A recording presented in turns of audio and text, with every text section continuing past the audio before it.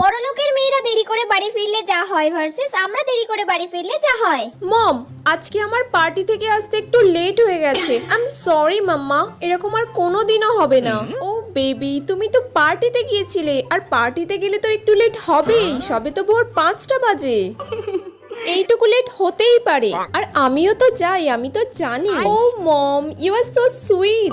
এটা কোনো ব্যাপারই নয়। আর তুমি তো সবকিছু আমাকে জানিয়ে করছো, এরকম তো নয় যে কিছু আমাকে বলছো না। থ্যাংক ইউ মাম্মা, বাই মম। আমরা দেরি করে বাড়ি ফিরলে যা হয়।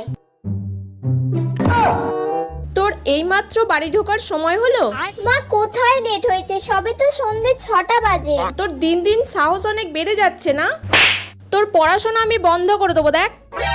আর খুব তাড়াতাড়ি তোর বিয়ের আমি ব্যবস্থা করছি। বিয়ে? এর মধ্যে বিয়ে কোথা দিয়ে চলে এলো? তোর ব্যবস্থা তো আমি নিচ্ছি, ওয়েট কর।